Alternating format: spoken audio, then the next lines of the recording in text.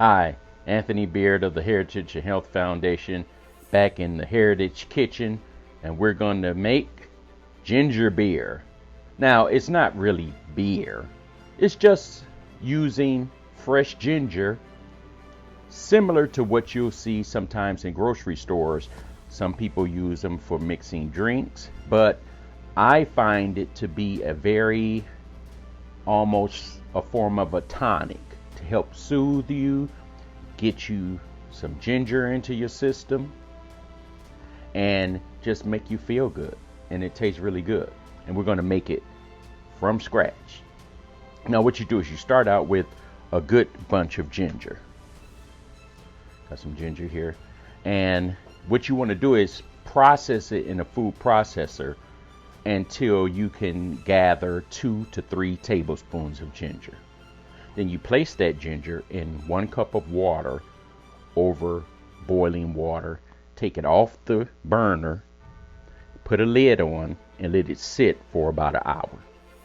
After that, I'm going to pick the recipe up right now by placing that mixture in a strainer and straining out the ginger pulp and letting the juice go down. So I'm going to do that now.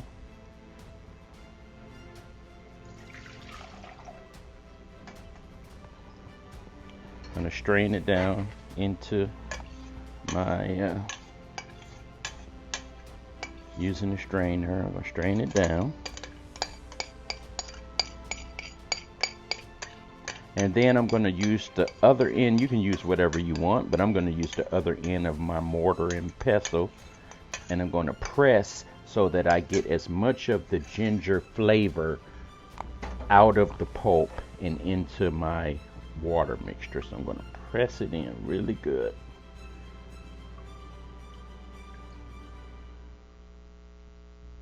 And I would suggest everyone go and get a mortar and pestle. It's just good to have it in your kitchen.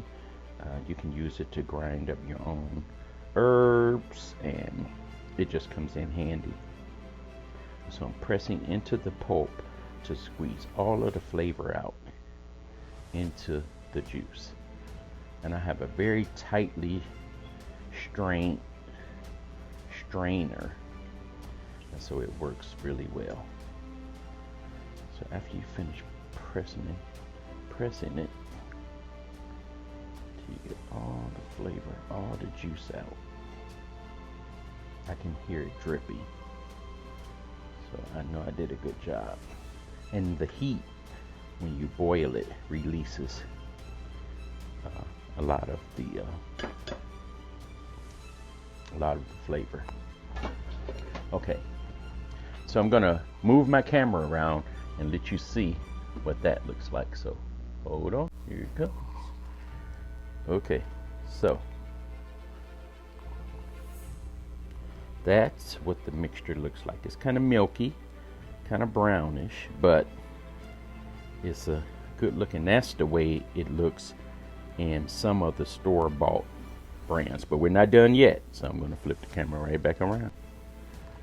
Okay, so we got the camera flipped back around, and we have the juice here. Now we're going to add the additives. We're going to add a tablespoon of brown sugar,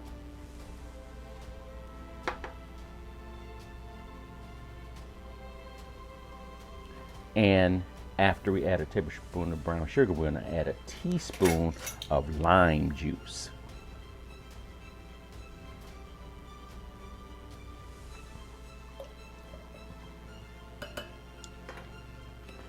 Okay, and now after we do that, we're going to mix it together. I'm going to mix it together really good. And we're going to mix it together really well. And then once we get it mixed really well, this is where you can do variations. So in my variation, I'm going to add some seltzer, some lime seltzer. And I'm going to mix the seltzer in to taste to my own specifications, and you can do the same thing.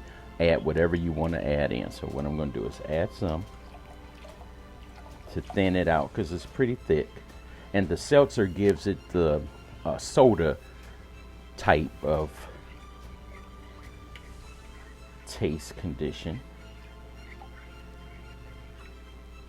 And so I'm gonna give it a little taste. That's got a really strong ginger flavor, very strong.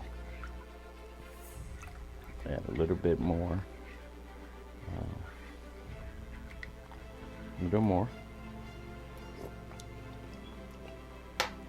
Very strong ginger flavor.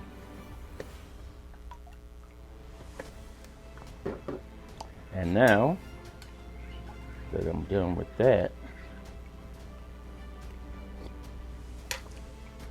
it has a nice little flavor. So what I'm going to do is I'm going to take this, pour it into my cup,